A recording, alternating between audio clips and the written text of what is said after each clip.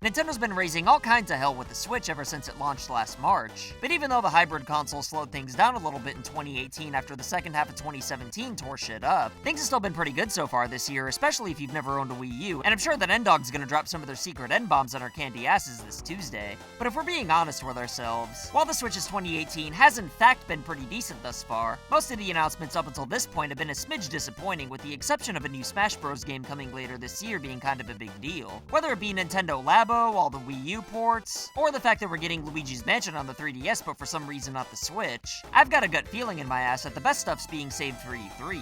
However though, there is that small part of me that's not my PP that's worried Nintendo's gonna either disappoint with their E3 Direct, or even worse, flat out botch the whole thing.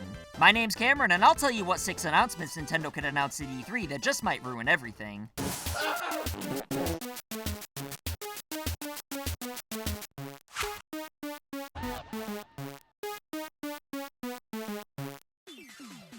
Number 1.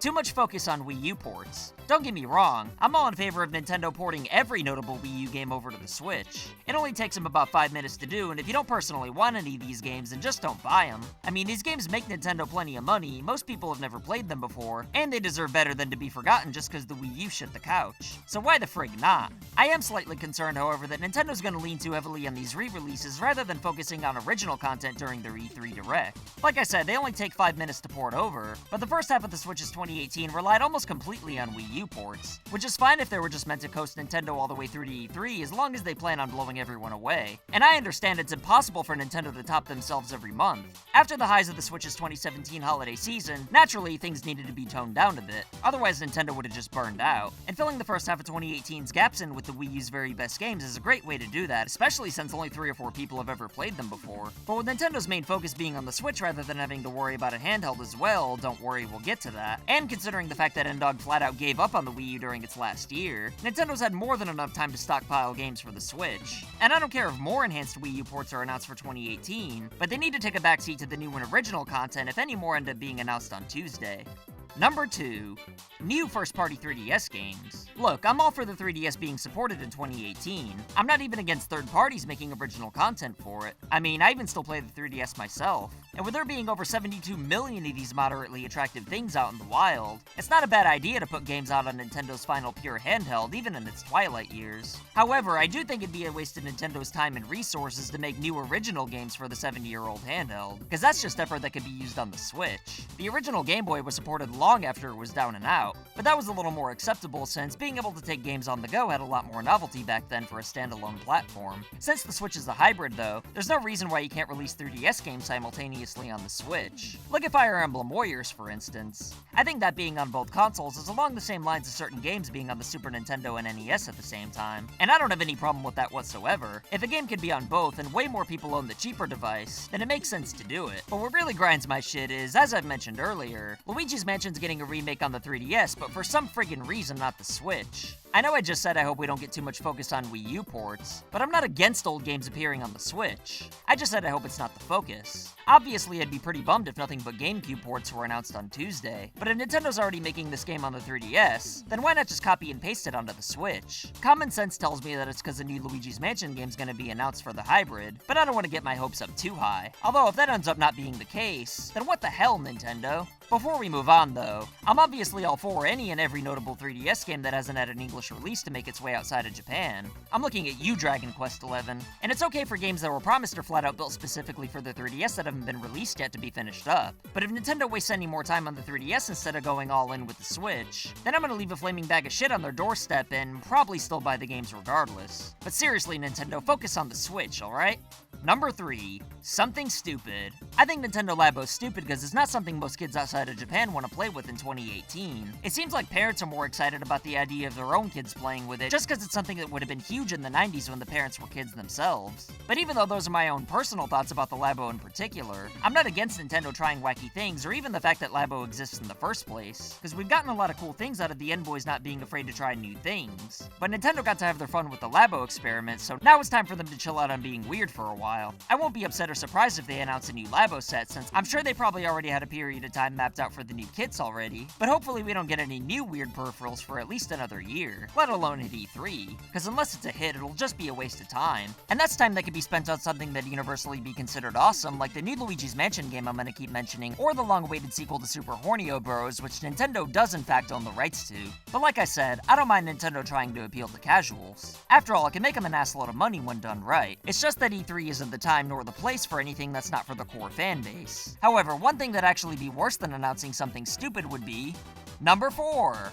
Something awesome with a stupid catch. To be fair, Nintendo's backed off on this a little bit lately, but with the Pokemon Yellow remakes being a non-canon console version of Pokemon Go, and the fact that Super Mario Odyssey had the tiniest crumbs of mandatory forced motion controls, not to mention the fact that they're doubling down on the Nintendo app and Switch headset, so I'm gonna be cautious going forward. Don't get me wrong though, I completely understand why they're making Pokemon Let's Go, and I'm honestly excited for those games. I even made a video about it, but just because Pokemon Let's Go Eevee and Pikachu are a fair compromise to giving fans something they want while trying to attract casuals, doesn't mean that Nintendo should push their luck, because they're probably gonna crap out if they do. And the E3 Direct certainly doesn't need any more games that could be awesome, but end up being something along the lines of Star Fox Zero or Federation Forces. If we get Luigi's Mansion 3, which I so desperately want, don't force us to put the Joy-Cons up our asses and spin around 3 times counterclockwise just to catch some spooky ghosts.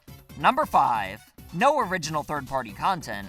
I'd be surprised if we don't get notable third-party multiplats from this and the last console generation ported over to the Switch. But one thing I think the Switch is really lacking is original third-party games. Most developers were understandably hesitant with the Switch at first and only really got on board in the past year. And in most cases, it takes longer than 1 year to make a truly notable game, especially on weaker hardware. But I think it's about time the Switch gets a few more third-party exclusives without having to use Nintendo characters. If all we get are portable versions of AAA games from the PS4 and Xbox One, then it's not going to be the end of the world. And this is the least of my concerns out of the 6 given, since we already have some notable games on the way. But still though, it'd be nice to fill the gaps in between Nintendo's big releases with original third-party content instead of relying on Wii U ports. Which again, I'm not against, but I'm just saying that if Nintendo's handhelds have always had amazing third-party exclusives, then when's the Switch finally gonna get some? Well, if not Tuesday, then I'll feel slightly disappointed.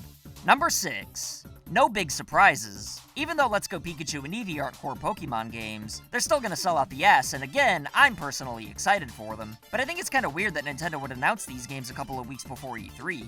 I know Nintendo doesn't really need E3 since they can just announce things whenever they want via the internet, but I'd imagine it's still important to have a presence while your 2 biggest competitors are breaking the internet. And I doubt shareholders would be happy if Nintendo became an afterthought, even if it was only for a couple of weeks. With that being said though, why reveal games as big as Smash Bros and Pokemon Let's Go before the big event in June? If I had to guess, then I'd wager that Smash Bros was meant to throw a bone to the fans who felt deflated after the Labo announcement. And I think Pokemon Let's Go was revealed early so they could immediately extinguish any fan backlash with the announcement of the real 8th Gen core games. Although, I guess they could have done that at E3 as well. But Pokemon Let's Go is meant to garner casuals to the Switch, whereas E3 is meant more for the core gamers. Either way though, I don't think they'd reveal games as big as these if there weren't some big things planned. But seeing as how we just got new Mario and Zelda games last year, I honestly don't know when Nintendo's got up their sleeves. Don't get me wrong, Pokemon Let's Go and Smash are definitely going to be big enough to carry the Switch for the year, but I just feel like E3 is an E3 without surprises. We already knew about Mario Odyssey before last year's E3, and we didn't get an announcement bigger than that, so I'm not necessarily expecting anything more impactful than the Pokemon spin-offs in Smash Bros. But as dangerous as it is to have high expectations, I am expecting surprises, especially since Nintendo's no longer dividing game development up between a handheld and a console anymore.